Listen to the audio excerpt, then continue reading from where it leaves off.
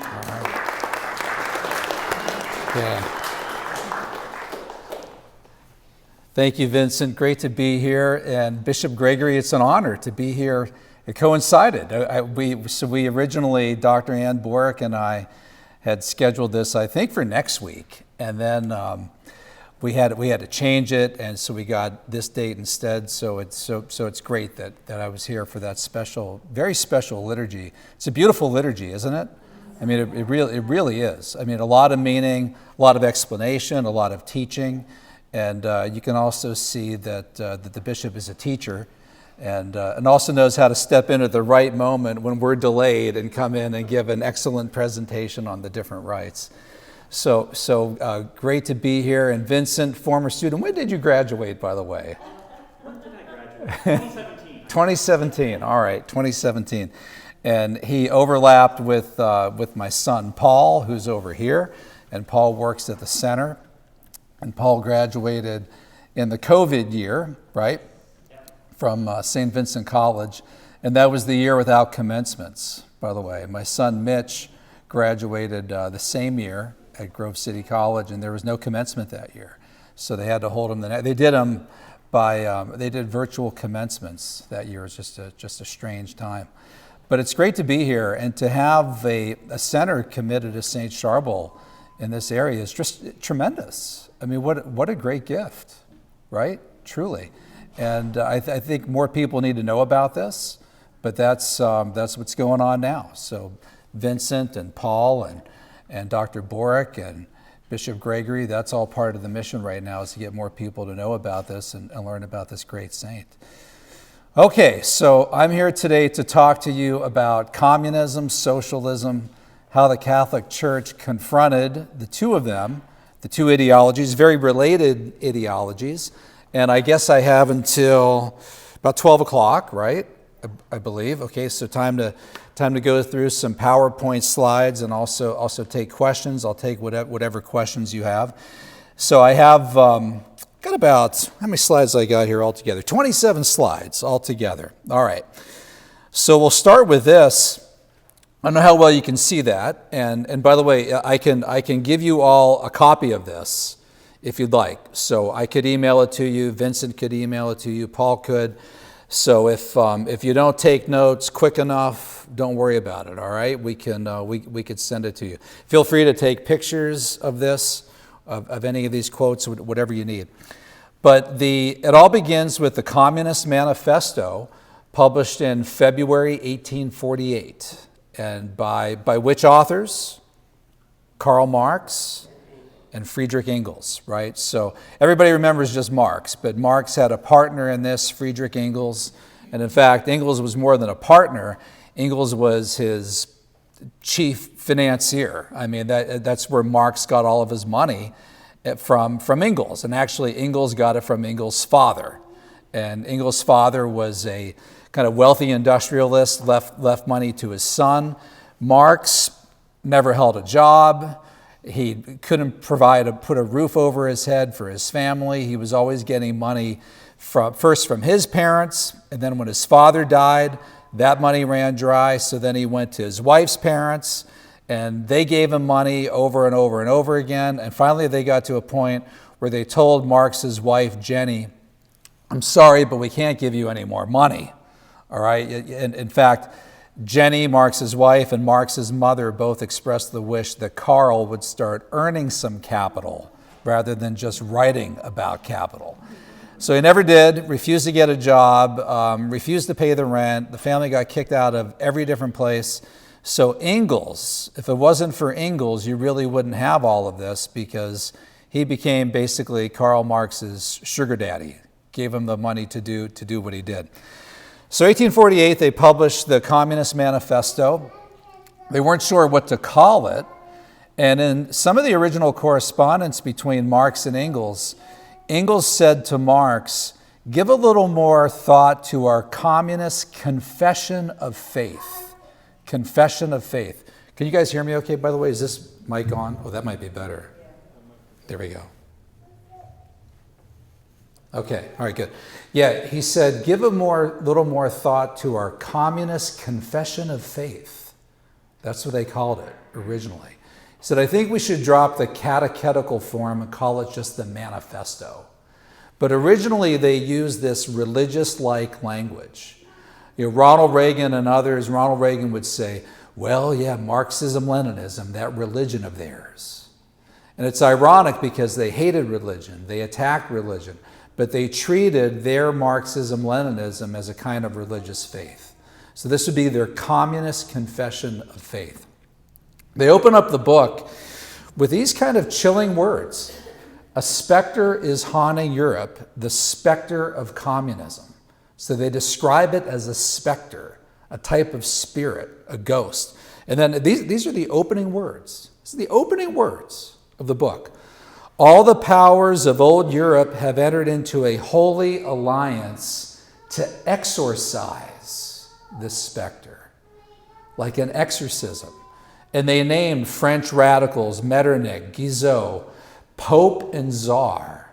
They named the Pope first. And Holy Alliance, this was language that went back to the Congress of Vienna, 1818, post-Napoleon. So they were entering into a holy alliance to exorcise this specter. So they're actually speaking about their ideology as this specter that needs exorcised, which would be a demon of all things. Haunting Europe. They wrote, the entire theory of the communists may be summed up in a single sentence. I was in D.C. this past week, and I was with the Victims of Communism Memorial Foundation, and they asked me, they said, when you're asked to give a definition of communism, there's a lot of debate about that. How do you define it, right? What definition do you use? I said, just go to the manifesto. They said it can be summed up in a single sentence. Abolition of private property. 4 words. Now, right then and there, first of all, you're going against biblical and natural law. I mean, the 10 Commandments says, thou shalt not steal. So we have a right to property. And they base their entire theory, grounded on the idea of abolishing private property. And I can tell you right there, and most people could tell you, right? If you go on a crusade to abolish private property, you're going to have to kill a lot of people. All right? I mean, that's just like a non-starter to begin with. I mean, one of my students was turning in a paper saying, my entire thesis of this paper is going to be to abolish private property.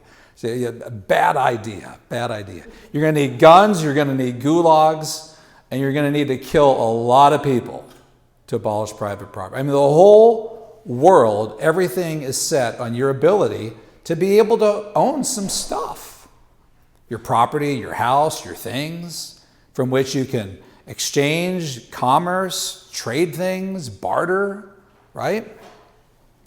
And then they say, you are horrified at our intending to do away with private property. Well, precisely so, because that is exactly what we intend to do. Exactly what we intend to do. According to Marx and Engels, and also Vladimir Lenin, who came later, and I put this on the slide early because people often ask me this question later on. Socialism, which like communism favors what they call public ownership or government ownership of the means of production. According to Marxism, Leninism, socialism is just the final step toward communism. So you'll meet a lot of people today who'll say, well, I'm not a communist, I'm a democratic socialist, right? Well, according to these guys, if you're a socialist, you're going to communism. Marion Smith, who used to be with the Victims of Communism Memorial Foundation, used to say, as the Christian aspires to heaven, the socialist aspires to communism. That's kind of the communist paradise, right?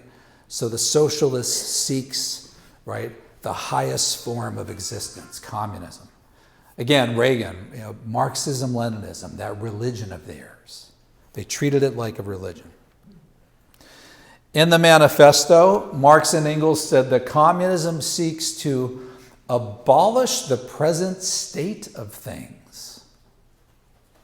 You'll often hear this, you guys have probably run into this, right? You ask a young person who says, I think communism's a pretty good idea. It talks about sharing, right? Sharing and love and helping your fellow man. No, if you read the book, I mean, it talks about abolition, criticism, abolishing private property, capital, states, societies, abolishing the present state of things. They said the communist revolution is the most radical rupture with traditional relations and traditional ideas. The most radical rupture with traditional relations and traditional ideas. The most radical. They close the book. The communists disdain to conceal their views and aims. Think about this phrase. They openly declare, all right? They openly declare that their ends can be attained only by the forcible overthrow of all existing social conditions. All existing social conditions, forcibly overthrow all of them. I was talking to Jordan Peterson about this, right? This is like pure destruction. This isn't just, well, we need to tax the rich a little bit more, maybe tinker with Social Security. They want to use force to overthrow all existing social conditions. Didn't they realize how radical this is? Yeah, they said it in the opening lines. He said, this is the most radical idea out there. People today in our university who's like, oh yeah, it's a pretty cool idea. They just talk about sharing. No, there's nothing more radical than this. Marx called for the ruthless criticism of everything that exists. Everything.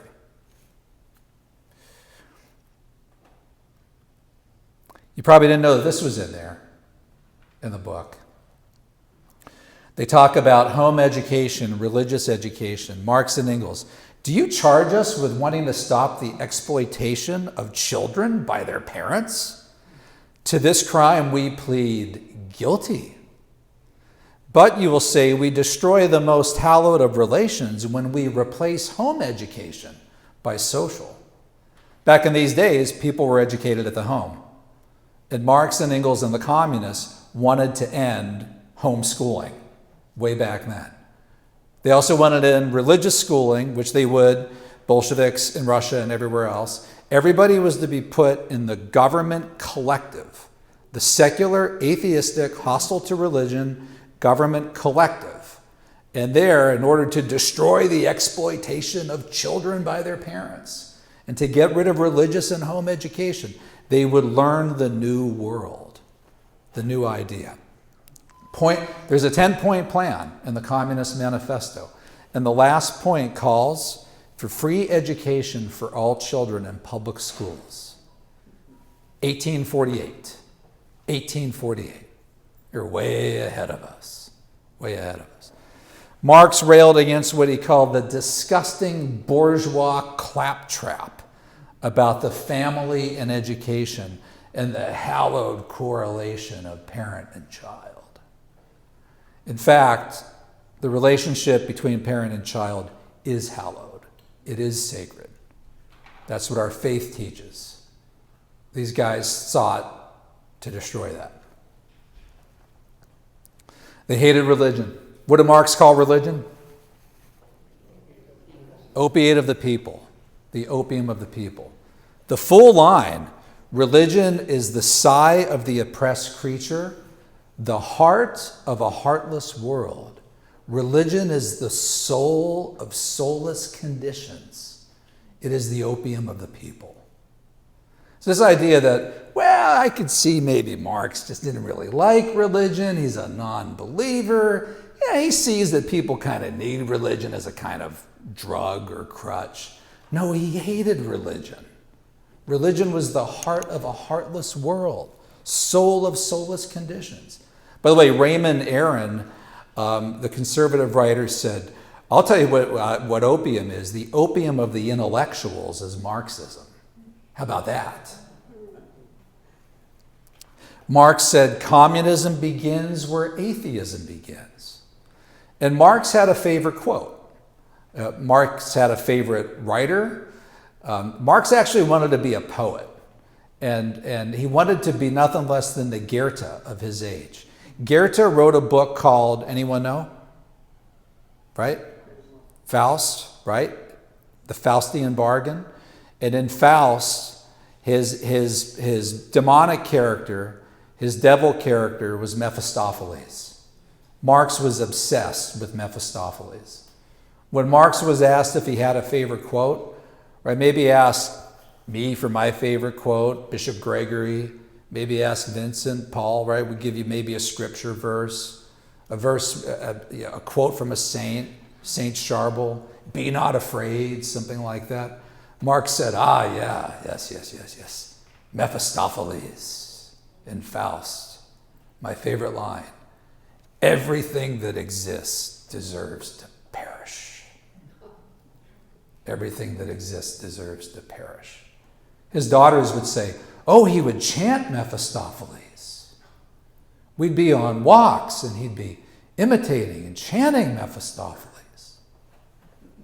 That's a weird guy. That's a messed up dude. All right? I did a book called The Devil and Karl Marx. I have it here with me. And people say, isn't that a little hyperbole? I'm like, no, not at all right? The guy was obsessed with guy wrote poems about the devil, right? It's crazy what the guy believed. Vladimir Lenin, who would become the implementer of Marxism when he and the Bolsheviks took over, said, all worship of a divinity is a necrophilia.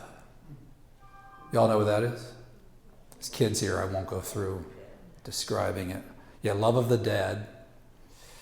There is nothing more abominable than religion. He quoted Marx. He said, like Marx said, religion is the opium of the masses. Religion is a kind of spiritual booze. It is medieval mildew. That's stuff that those superstitious idiots in the Catholic Church, the other churches, believe. They didn't like the family.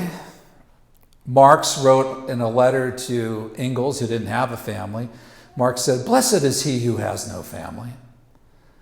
Marx had several children, and Marx is the only figure that I've ever met who had two daughters who committed suicide in suicide pacts with their husbands. Really messed up. He also impregnated the family nursemaid, Lenchen, behind the back of his wife, Jenny. And Lenchen wasn't paid a penny because Marxism, Marx, the champion of the working class and of the working man and the proletariat, never paid anybody anything. And in fact, the reason that they had Lenchen as the family nursemaid was because Jenny's mom said, you know, Jenny, we can't give you any more money, but we hate seeing the kids starve. Oh, what are we going to do? Well, we'll lend Lenchen to you, who Jenny grew up with. She could be the family nursemaid. So the Marxes took her in, didn't pay her anything, and then Marx got her pregnant behind Jenny's back. The child that she had, Marx refused to acknowledge that the child was his, of course refused to ever pay a penny of child support. And then Engels came in and said, you know what, I hate marriage, I'm never going to get married, I'm already a scandalous man. To save your marriage, let's just name him after me. I'll accept paternity. They called him Friedrich.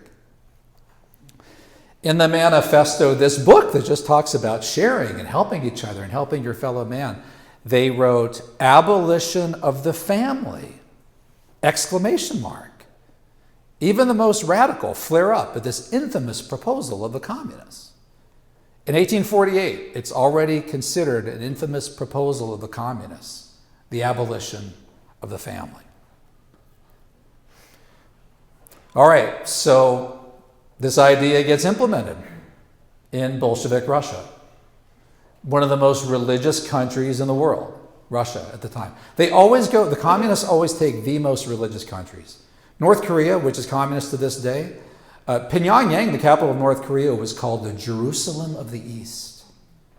Cuba was extraordinarily religious. They've had Cuba now for 59 years.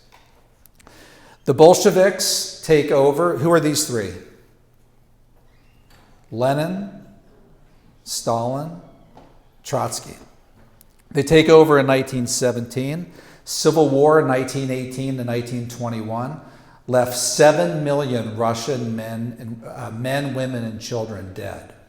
By the way, that was after Russia in World War I lost more people than any other country in all of World War I. Just death, death, death. A good Polish friend of mine, Jan Wieniecki, I said to him, do you hate Russia because of what they've done to the Poles? And he said, no, I just feel sorry for the Russian people. No one has ever suffered as much as the Russian people. Then after this, 1918 to 21, 7 million dead in the Civil War, these guys take over, the Bolsheviks, and Russia gets communism for the next 70 years. The communists then came to America. The Communist Party started in Chicago in September 1919. When you join Communist Party USA, which still exists, cpusa.org, you swore a loyalty oath. I pledge myself to rally the masses to defend not the United States, the Soviet Union, if you remember of Communist Party USA. This was Stalin's Soviet Union in the 1930s. I pledge myself to remain at all times a vigilant and firm defender of the Leninist line of the party, the only line that ensures the triumph of Soviet power in the United States. They favored a USSA, they called it. Langston Hughes, the communist American poet who you guys all now read in public schools as a great civil rights leader, he was a communist. He said, put one more S in the USA, it will be the USSA when we take over. They called it a Soviet America. All right, how many people did they kill with this ideology? This is the Black Book of Communism, the Harvard University Press book, which came out in 1999. This book estimated that the communists were responsible for the deaths of over 100 million people between 1917 and the 1990s. By the way, that doesn't even include, for example, the number of abortions in China or in the Soviet Union. And they also published too early. I mean, North Koreans are still killing people. Here are the numbers according to the Black Book, a breakdown. By the way, that's Vladimir Lenin today in Lenin's tomb in Moscow. 20 million deaths in the Soviet Union. That figure is actually really conservative. The number's probably more like 60 to 70 million deaths. Alexander Yakovlev, who was a big reformer with Gorbachev in the late 1990s, said, Stalin alone annihilated 60 million people. So that's a conservative figure. The country that's the worst of all time, China, 65 million. It's probably more like 70 million plus. Cambodia. Who ran Cambodia during this time? Anyone know? Pol Pot, the Khmer Rouge. They killed 2 to 3 million people out of a population of 5 to 7 million in just 4 years in the late 1970s. That's the worst killing field in the history of humanity, right there. Here's some more numbers. In all, if you add up, probably the true numbers on the Soviet Union, the true numbers on China, you're looking at 140 million deaths from communist ideology, from the specter of communism. That would be like double the deaths of World War I and World War II combined. Yeah. Mephistopheles, everything that exists deserves to perish. Did a hell of a good job with it. All right, how the Catholic Church responded. Now here's some good news. Our church was on this, man. On this. From the very beginning. 1846. Okay, remember, when was the Communist Manifesto published? You taking notes? 1848. Very good, very good. Pope Pius IX, who's pope from 1846 to 1878. Longest serving pope ever, other than Peter, right? So you have him, 32 years, 1846 to 1878. His first encyclical in December 1846 is on communism. called Qui Pluribus. All right, look at this line. Communism is absolutely contrary to the natural law itself, and if implemented, would utterly destroy the rights, property, and possessions of all men and even society itself. Wow. 2 years before the book was even published. When I first read that, I was a Protestant. And of course, Cold War communism was like my area. And I thought, how did the Catholic Church know that? I mean, that's incredible. The manifesto wasn't even published yet. It's like these guys had the Holy Spirit speaking to them or something. It's unbelievable. How could they possibly have known that?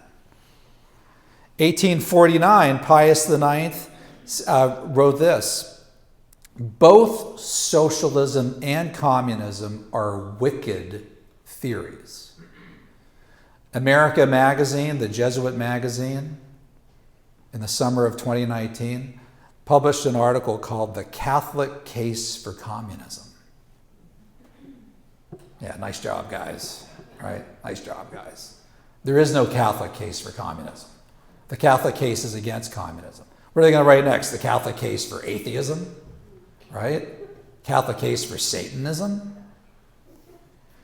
1878. Okay, who was Pope after Pius IX? Leo XIII.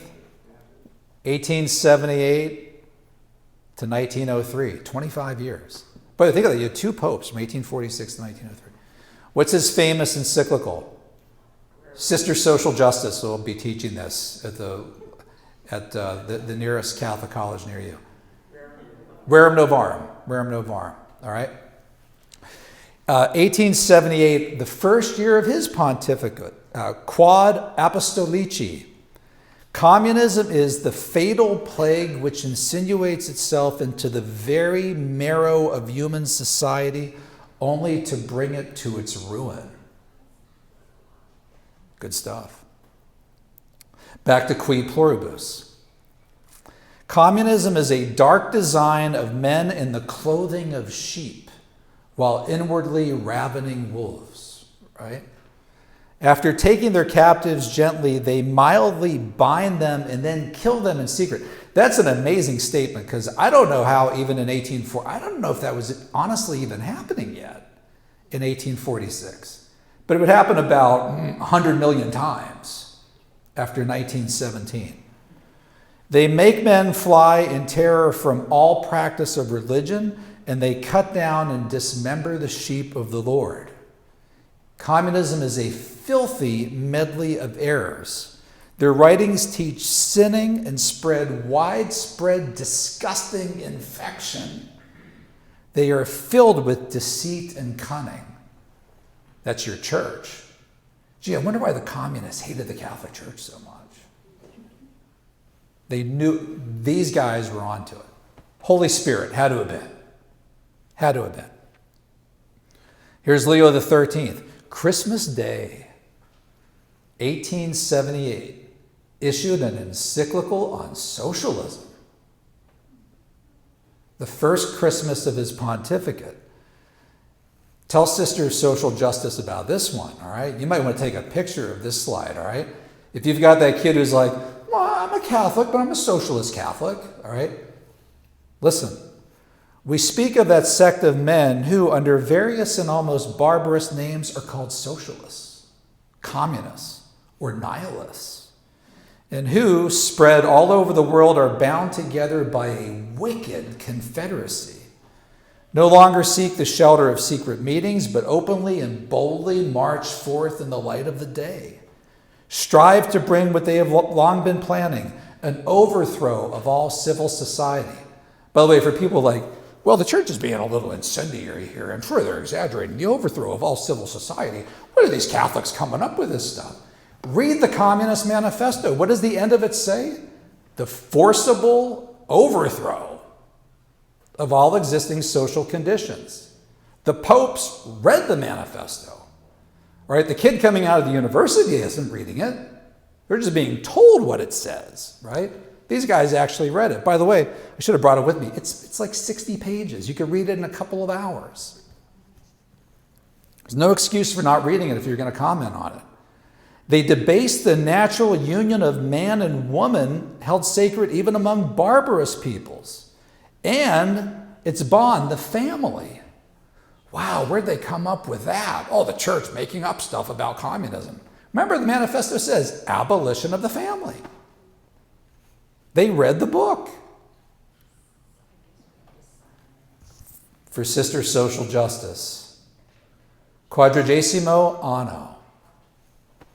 All right? You got it? May 1931, Pope Pius XI. By the way, what does it mean, quadragesimo anno? Where are my Latin people? Paulo, I'm going to embarrass you. Later. Good, outstanding. 40 years later. 40 years after what? Verum Novarum. Very good. Very good. And I don't think I have it in here, the encyclical by John Paul that said, well, hold on to that. Maybe I do. This is Pius XI. Religious socialism. Christian socialism. Oh, it's okay. I'm a Christian socialist. Christian socialism. These are contradictory terms. No one can be at the same time a good Catholic and a true socialist. You can't. And I love this statement because people say, yeah, but socialism and communism talks about helping the poor and sharing.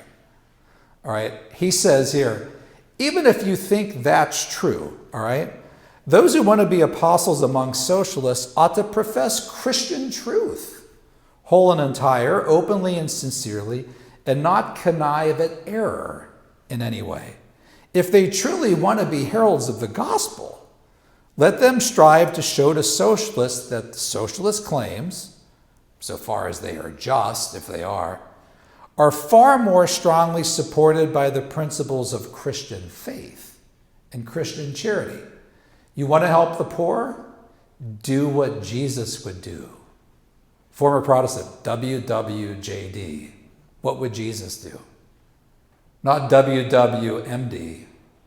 What would Marx do? Right? Marx would blow the whole thing up. Right? Everything that exists deserves to perish. Doesn't sound like Jesus.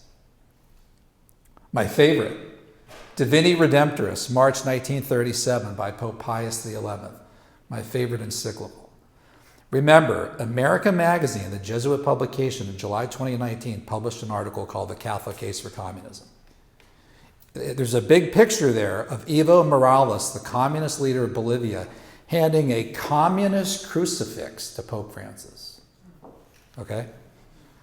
Communism is a satanic scourge. Godless, a perversity, poison, fury, intrinsically wrong, collectivistic terrorism replete with hate, a catastrophe. Marxists are the powers of darkness. The evil we must combat, and this is exactly right, is primarily at its origin of the spiritual order. Michael Knowles wrote the foreword to my book, The Devil and Karl Marx, and he said, people want to say, well, communism is wrong because it distorts markets.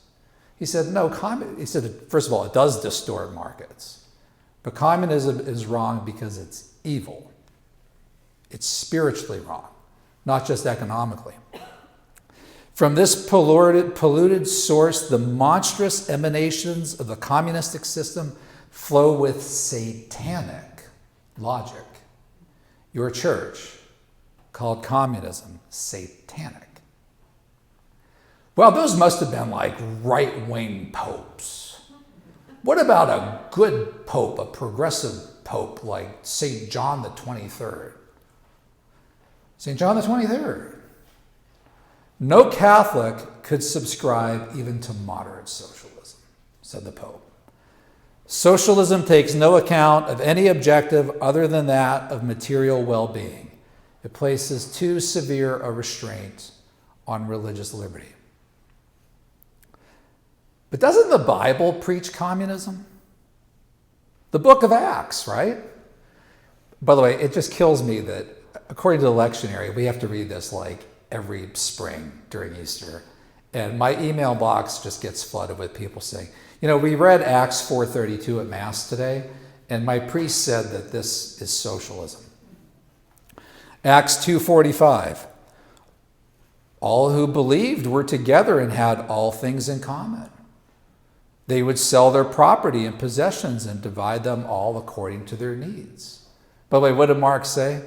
From each according to his ability, to each according to his needs. He was great because Marx had been a Christian at one point. Family was Jewish. He converted to Christianity, baptized a Christian about the age of 5, 1823, 1824. But he was great at twisting verses like this. Acts 4:32, 4:35. The community of believers was of one heart and mind, and no one claimed any of his possessions was his own, but they had everything in common. There was no needy person among them. For those who, by the way, here's a clue why this isn't communism, owned property, all right? They're able to own.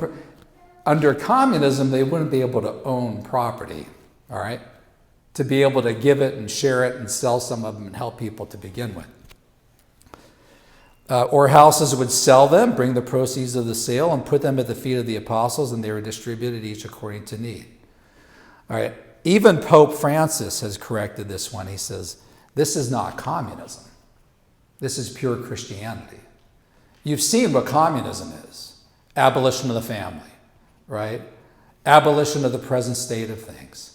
Capital. All that other junk, right? This is first century apostles, Christians, living together in community and coming together on their own and deciding to help one another out. Selling some of their stuff, some of their property, giving it to their people in need. And above all, this is a community of people doing this voluntarily as Christian believers. All right? They don't think religion is the opiate of the masses. They're not destroying religion.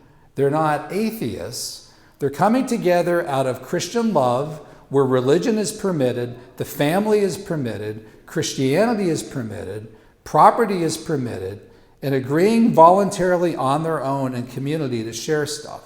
Communism would have a central government that covers 12 time zones in the USSR, telling 100% of everybody in the country who don't have the right to religion, property, or anything else to do everything according to what the government is commanding them to do. A completely different situation. And people say things too like, well, look at the Franciscans in some of these orders. I mean, they all share stuff. They give up their private property. Yeah, but that's under the teachings of St. Francis. And what percentage of Americans are Franciscans, right? Like 0.000000001%, right? I mean, that's a community of believers getting together and doing that on their own, voluntarily. All right? This is like the year 60. Communism comes along in 1848. All right? So that's not communism. All right. Let me just hit a couple. I wrote a whole book on Reagan and John Paul II and what they did together to destroy communism. Maybe we could talk about that in the Q&A. All right? A couple other quotes. Pope Benedict. I want you to see how this goes from all popes, from the very beginning of when communism started to the current pope today. Pope Benedict. Marx's problem. He presumed with the expropriation of the ruling class, with the fall of political power and the socialization of the means of production, that a new Jerusalem would be realized. His big mistake, he thought that once the economy would be put right, everything else would be put right. His real error is materialism. Bishop, you had talked about in your homily, what was the phrase about, intoxication, right? Intoxicated. Marx was intoxicated with materialism.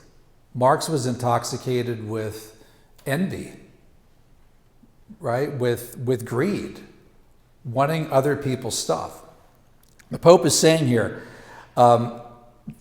it's not possible to redeem man by purely economic means. So it's as if the Marxists believed, it's like what Christ told Satan. Man does not live by bread alone. But by what? Every word from the mouth of God, right? But the communists believe, to them it's as if, okay, there is no God, you don't need God. We do live by bread alone. Augustine said there's a God-shaped vacuum in each of us. He didn't say there's a dollar-shaped vacuum in each of us.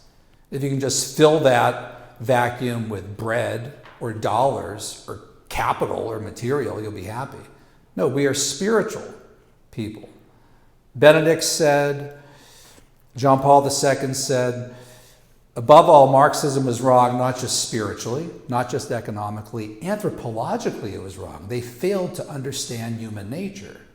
They failed to truly understand man, humanity. Even Pope Francis agrees. December 2013, the Marxist ideology is wrong. But I have met many Marxists in my life who are good people. Well, that's the problem. All right. He hasn't been a very good anti-communist, I'll put it that way. But to his credit, right, he has said categorically, the Marxist ideology is wrong. Wrap up with just a few slides here. Modern Marxism, today it's being applied to culture, critical theory, the Frankfurt School, Antonio Gramsci, the Italian who died in prison, thrown into prison by Mussolini in 1937. And he was separate from the Frankfurt School, the Germans, Herbert Marcuse, Max Horkheimer, Theodor Adorno. These guys pushed a form of Freudian Marxism. By the way, that's got to be the worst idea of all time, is to take the ideas of Marx, the craziest crackpot theorist of the 19th century, and marry them to the ideas of Freud, of all things, right? I mean, whoever thought of that should be just carted straight off to the rubber room, all right? It's like, I got an idea. Let's take Marx and Freud and put them together, right? And it's like the worst. Talk about a marriage not made in heaven. The 1960s neo-Marxists in America, the Weather Underground, Bill Ayers, Bernardine Dohrn, Mark Rudd, they're all still around. They're teaching. They're all professors today in our universities. Angela Davis, who ran for Vice President of the United States on the Communist Party USA ticket multiple times, the prize student of Herbert Marcuse. Patrisse Cullors, the founder of Black Lives Matter, her book, the intro, is written by Angela Davis. Angela Davis was her inspiration. Race-based Marxism, right? Critical race theory. I say here, choose MLK, not CRT. Martin Luther King Jr. said, we are to be judged by the content of our character, not the color of our skin. Critical race theory, right, is taking, they borrow the race-based Marxism borrows the Marxist superstructure of oppressed versus oppressor, proletariat versus bourgeoisie, and simplifies it according to race, black versus white. And incredibly simplistically, quite racist, right? They put you in one of two categories. Even as it's hard to define anyone as just black or white. My youngest son, where are you here? Half and half. All right, right, Ben? But we're all made up of a whole bunch of different, look at my Ancestry.com profile, we're all over the place, all right? You can't just put people black and white and say, if you're black, you're oppressed, if you're white, the oppressor. Tell Oprah and Kobe Bryant, all right, that they're oppressed, right? And then the white homeless guy that he's their oppressor. And they say, well, huh? Yeah, well, because he's white. No, I mean, that's incredibly racist and simplistic. But that's the oppressed versus oppressor model that they all do. They do it today by race, by culture, by gender. There are gender Marxists, right? They do it to some form of LGBTQ thing, whatever it is that they come up with. So today, Marxism has become this sort of wokeism where you're always searching for new victim groups. In the original Marxist, classical Marxist model, all right, it was the proletariat and the bourgeoisie. Today, it's another new victim group. And the victim group needs to be, their consciousness needs to be raised to inform them that they're the victim group. Even if they say, well, I'm Kobe Bryant. I was raised by well-off parents in Italy and stuff, and I'm worth like $200 million. I'm not oppressed. Oh, yes, you are. And let me tell you why, and let me tell you who your oppressor is. Right? But it's all about that, the latest victim group. All right, I'll close up with this. Catholics must reject these noxious, quite literally divisive ideas. They divide you into different groups. In my book on the church and slavery, I close with a beautiful statement from Archbishop Gomez, who's really good on this subject. We are neither Jew nor Gentile, male nor female, slave nor free, bourgeoisie or proletariat, right? We are all one in Christ Jesus. The only group category that should define us is that of Christians, Catholics, children of God. Oh, one more slide.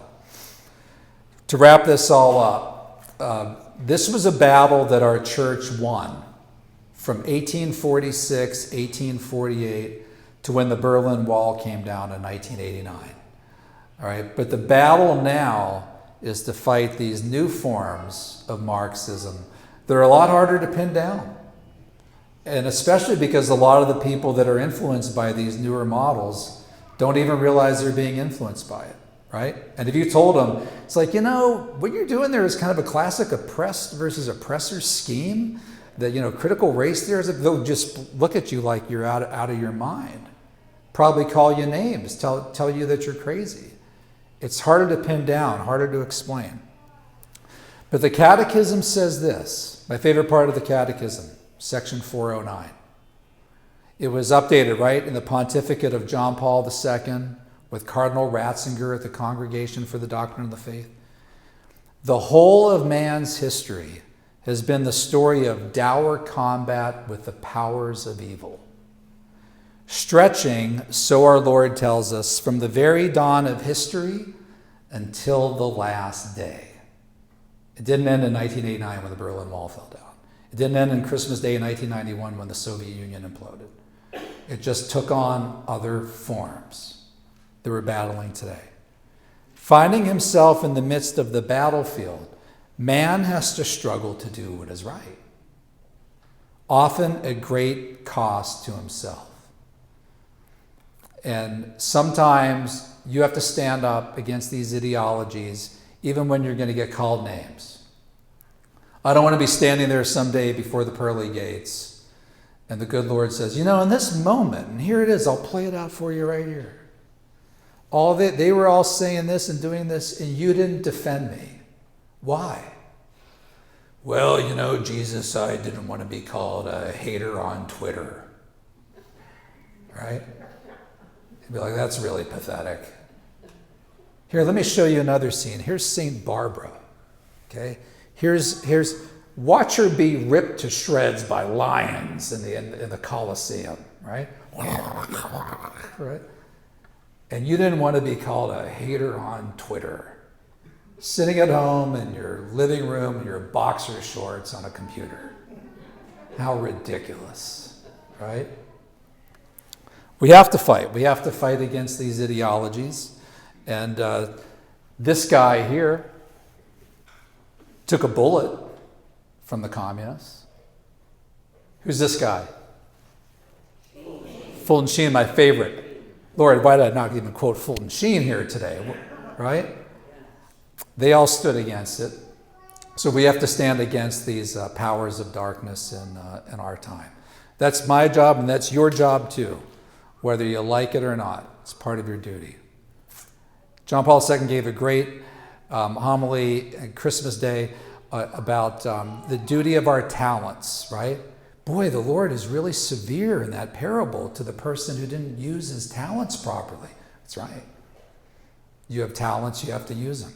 The gate is narrow, correct? Right? It's narrow for a purpose.